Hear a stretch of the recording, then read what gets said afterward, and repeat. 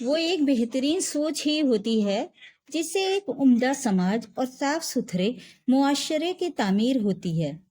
سڑی ہوئی سوچ اور گلی ہوئی روایتیں ایک بہتر سماج کو کیسے گڑھ سکتی ہیں، خاص طور سے تب جب ان کو دکھاوے کے مذہب اور شریعت کی چاشنی میں لپیٹا گیا ہو۔ سماج کی ترقی مطلب اس کے لوگوں کی ترقی، یعنی ملک کی ترقی۔ اچھی سوچ، صحیح غلط میں فرق کرنے کی تمیز ہونا، یہ سب تبھی ممکن ہے جب تعلیم ہو۔ تعلیم کا راستہ اور اس کا حق ہر شخص کے لیے ہے، ہر مذہب میں ہے۔ آج جبکہ ہر انسان تعلیم کی روشنی میں خود کی تقدیر کی مرمت کرنے میں لگا ہوا ہے، وہیں ابھی بھی کچھ ایسی سڑی گلی سوچ اور کھوکھلی روایتیں جڑ کیے ہوئے ہیں جس سے ترقی کی بات تو دور ہے، خود کا وجود ہی خطرے کے حاشیے پہ اور مستقبل اندھیرے میں نظر آنے لگتا ہے۔ خاص طور پہ ان بچیوں کا جو ابھی زندگی کے صحیح معنی ہی نہیں جانتی اور گھر کی ذمہ داریاں اور پریوار کی عزت کا بوجھ اپنے ننھے کندھوں پر کچی عمر میں ہی لیے ہوئے ہیں، جیسے مذہب کی ساری شرطیں انہی کے لیے ہیں اور سارے سماجک دائرے انہی کو قید کرنے کے لیے بنے ہوئے ہوں۔ یہ اس بات سے بے خبر ہیں کہ اس کے آگے بھی ایک زندگی ہے جو بے حد خوبصورت ہے، لیکن اس کا راستہ تعلیم سے ہو کر گزرتا ہے۔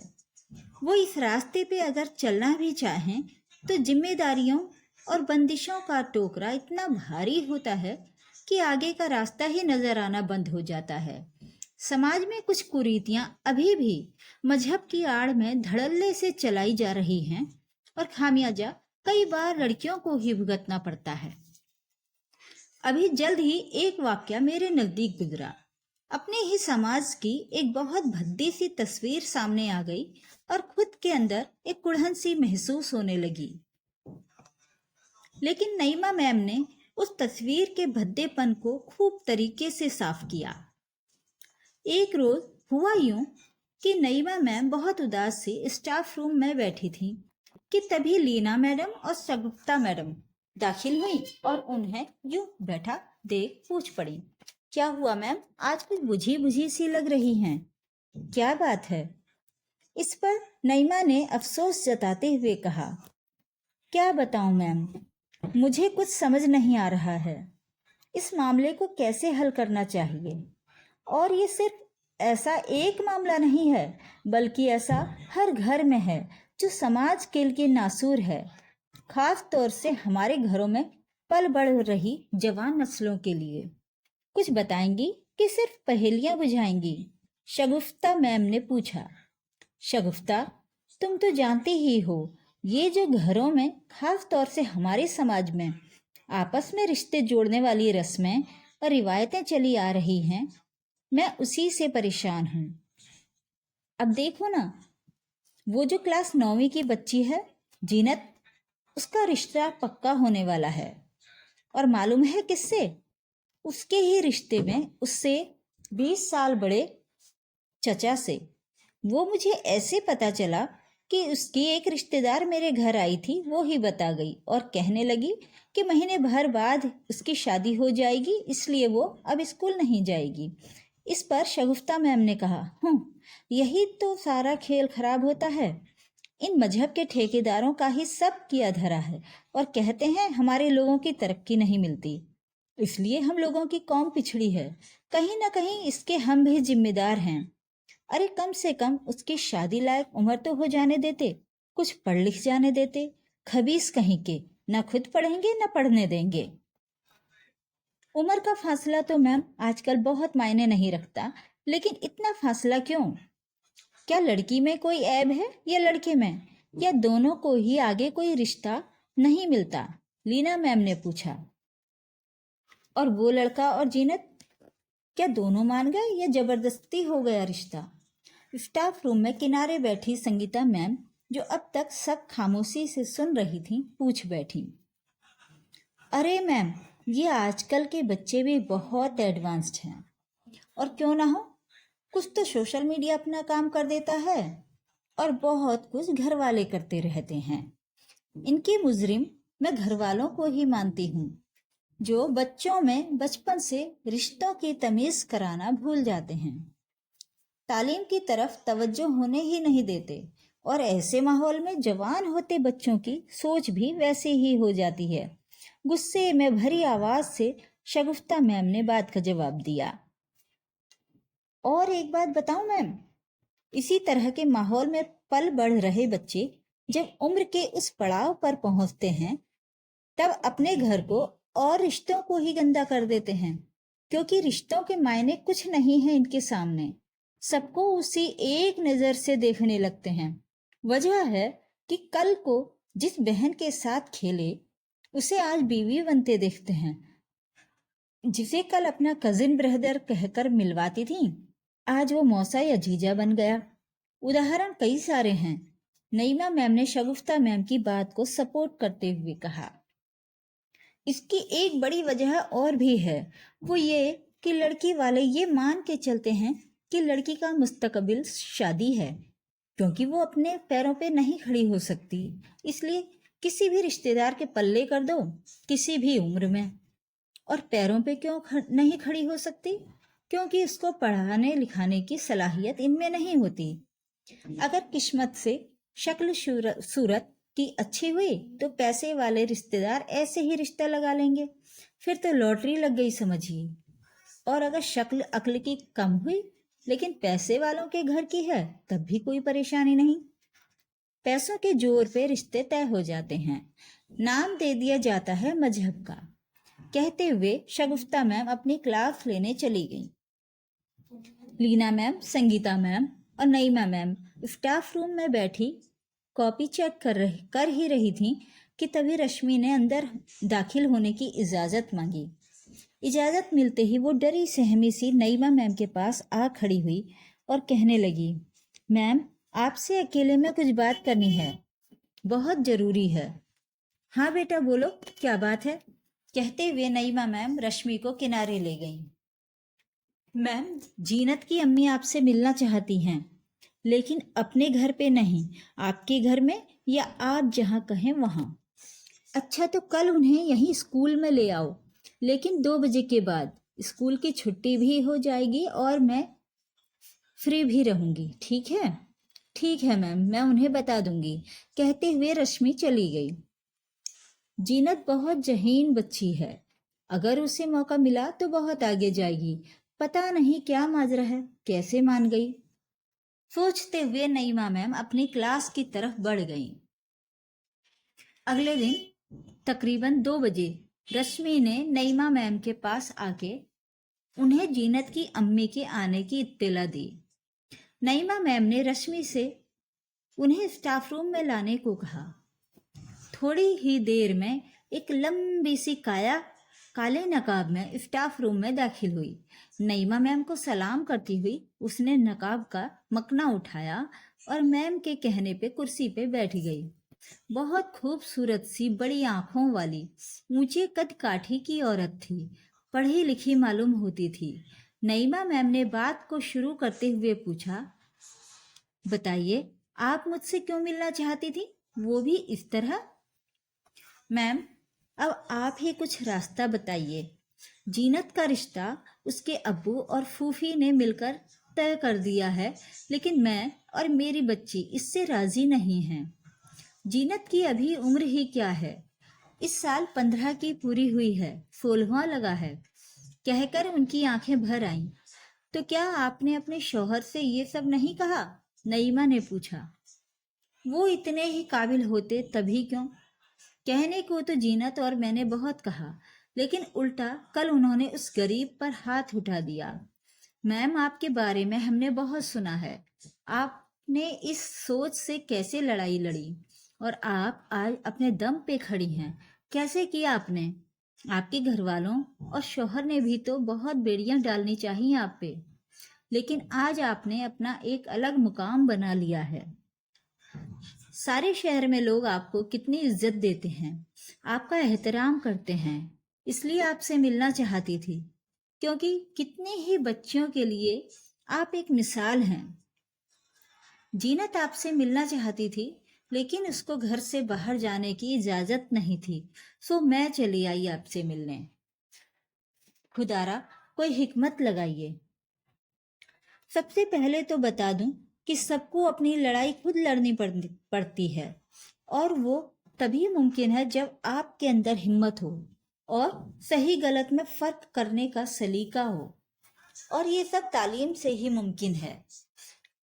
अब बताइए ये क्यों हो रहा है? नईमा ने पूछा। जीनत की बुआ ये रिश्ता ले आई थी। उसका शौहर कोई काम नहीं करता। वही हाल जीनत के अब्बू का भी है। किसी दुकान पे कपड़े पैक करने का डिब्बा बनाते हैं। दोनों निकम्मे हैं मैम। मैं यहाँ की नहीं हूँ, लेकिन जब से शादी हुई है यही देखती आ रही हूँ कि घर की औरतें काम करती हैं और मर्द चाय पान की दुकान पर दिन भर बैठे वक्त जाया करते रहते हैं। शुरू में मैंने बगावत की, लेकिन कोई नतीजा हासिल नहीं हुआ। अब मैं हिम्मत हार चुकी हूँ। दरअसल जिस लड़के से शादी हो रही है वो जीनत के अब्बू का करीबी रिश्ते से भाई है। उसका बाप भी कुछ नहीं करता। लड़का खुद भी किसी के यहाँ नौकर है। सीरत का बहुत अच्छा नहीं है, लेकिन उसके बाप ने जीनत की फूफी को अपनी पुश्तैनी जायदाद में से एक कमरा देने का वादा किया और चंद रुपए जीनत के अब्बू को देने के लिए कहा, जिसके बदले मेरी जीनत की कुर्बानी दी जा रही है। बगावत करने पर कहते हैं चल हट। ये हमारे मजहब में है। हम कोई नाजायज या खराब काम थोड़े ही कर रहे हैं, शादी ही तो करवा रहे हैं। खुश रहेगी और करना ही क्या है। ये कहकर जीनत की अम्मी जारों जार रोने लगी। अच्छा रोइए मत, पहले ये बताइए आपका साथ आपके घर में कौन कौन दे सकता है? नईमा मैम ने पूछा तो उस पर वो बोली, मेरा एक बेटा है शोएब जो बड़ा है। एक छोटी बेटी है निदा। वो जीनत से साल भर छोटी है, लेकिन बहुत जहीन है। इसके अलावा मेरी सास हैं। अपने बच्चों के अलावा किसी पर भी एतबार नहीं रहा मुझे। सास कुछ कहती नहीं, लेकिन कब किस तरफ पलट जाए कोई ठीक नहीं है।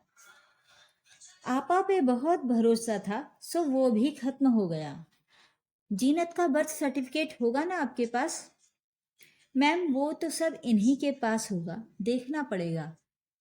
आप ओरिजिनल अपने घर में देख लीजिए, पर हाँ मंगनी की रस्म किस दिन है वो बताइए। कहते हुए नईमा मैम ने अपना मोबाइल नंबर देते हुए उनसे शाम में बात करने के लिए कहा। जीनत की अम्मी खुदा हाफिज कह के रुखसती लेके चली गईं। नईमा मैम स्टाफ रूम के बाहर आकर अपने मोबाइल पर एक नंबर डायल करने लगी। उस तरफ से किसी की भारी आवाज आई। नईमा मैडम ने उन्हें सारी बात बता दी। उन्होंने कहा कि आप बस वक्त और प्रूफ के बारे में इत्तेला कर दीजिएगा, बाकी तो हम संभाल लेंगे। शाम में जीनत की अम्मी का फोन आया और उन्होंने बताया कि मंगनी इसी हफ्ते जुमे के रोज है। नईमा मैम ने जीनत की अम्मी से ताकीद कर दी कि इन सब बातों की किसी को कानो कान खबर ना हो। जुम्मे के रोज दोपहर में स्कूल खत्म करके नईमा मैम ने शगुफ्ता मैम, लीना मैम और जीनत की क्लास की लड़कियों को साथ लिया और सीधे जीनत के घर धमक पड़ी। उन सबको वहां देख के जीनत के अब्बू और बाकी मेहमानों को लगा कि शायद जीनत ने उन्हें अपनी मंगनी में बुलाया हो। जैसे ही रस्म शुरू हुई, नईमा मैम ने शोएब को बुलाया और उसके कान में कुछ कहा। उनकी बात सुन के शोएब अंदर से बर्थ सर्टिफिकेट ले आया और तभी नईमा मैम ने फोन से कॉल लगाई। मिस्ड कॉल देके वे खामोश खड़ी रहीं। तभी वहां इंस्पेक्टर सूरज सिंह अपनी टीम के साथ आ पहुंचे। अपनी भारी आवाज में बोले, यहाँ क्या हो रहा है? उस पर जीनत के अब्बू और फूफी बोले, अरे शादी मंगनी का माहौल है सरकार, बच्चे की मंगनी हो रही है, लेकिन आप यहाँ कैसे? कोई मसला है क्या? जी मसला है। लड़का कौन है? लड़का खड़ा हुआ और बोला, सर मेरी मंगनी होने वाली है। बात क्या है? बताते हैं, अभी बताते हैं। इतनी जल्दी क्या है? लड़की को बुलाइए फौरन। जीनत की अम्मी उसे अपने साथ ले आती हैं। इंस्पेक्टर जीनत से पूछते हैं, بیٹا کیا یہ سب تمہاری مرضی سے ہو رہا ہے؟ جینت روتے ہوئے کہتی ہے، نہیں سر، مجھے تو آگے پڑھنا تھا، لیکن ابو مجھے پڑھنے نہیں دیتے، یہ ان کی اور پھوپھی کی جد سے ہو رہا ہے۔ ارے سر، بچی ہماری ہے، ہم اس کا برا تھوڑے ہی سوچیں گے، اسے ابھی کیا پتا، وہ بچی ہی ہے۔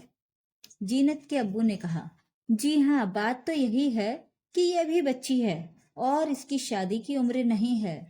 صحیح کہا نا میں نے؟ نعیمہ میم برتھ سرٹیفکیٹ سویب سے لیتے ہوئے انسپیکٹر سورج کو دیتے ہوئے بولیں۔ انسپیکٹر سورج نے کہا، لے چلو ان سب کو تھانے، بند کر دو اندر، جب جیل کی ہوا کھائیں گے تب عقل ٹھکانے آئے گی۔ اور تو 30 سال کا ہو کے اپنے سے آدھے عمر کی لڑکی سے شادی کرنے چلا ہے، وہ بھی اس کی مرضی کے بغیر۔ چل تیرا بھوت اتارتا ہوں، کہہ کر انسپیکٹر جینت کے ابو لڑکے کے باپ اور لڑکے کو اپنے ساتھ لے جاتے ہیں۔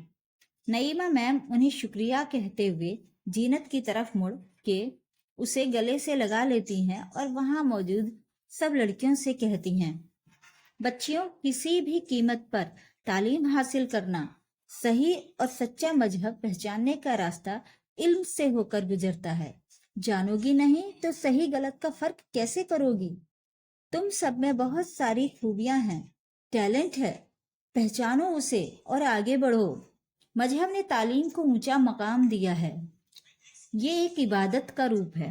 آگے سے کاپی قلم کتاب کو اپنا ہتھیار بناؤ، آنسوؤں یا بے بسی کو نہیں۔ اور ہاں، اچھی خراب نظروں کو پہچاننا سیکھو۔ مذہب کے نام پر اپنے آپ کو ٹھگنے مت دو۔ خدا نے تمہیں جیتا جاگتا انسان پیدا کیا ہے، تم مجسمہ بننا بند کرو۔ خدا نے دماغ کا درجہ سب سے اوپر دیا ہے، اسے استعمال کرو اور اپنی اچھی سوچ سے مقبولیت حاصل کرو۔ سماج کی تصویر بدل ڈالو، سمجھے سب؟ اتنا سن کے ساری لڑکیوں اور وہاں موجود لوگوں میں ہمت اور حوصلہ بڑھ گیا۔ زینت، کل سے اسکول آنا ہے تمہیں، اور ہاں، اپنی ممی کا شکریہ ادا کرو، ان کے اس قدم نے تمہارے مستقبل کا راستہ صاف کر دیا ہے۔ پھر جینت کی امی سے کہتی ہیں، آپ بھی کبھی کچھ بازی چل دیا کیجئے، ورنہ کئی بار سامنے والا اپنے مہرے مذہب اور روایتوں کے نام سے چل دیتا ہے اور ہم رشتے نبھانے میں ہی لگے رہ جاتے ہیں۔ نعیمہ میم، لینا میم اور شگفتہ میم باقی لڑکیوں کے ساتھ خوش ہوتے ہوئے وہاں سے چل دیتی ہیں۔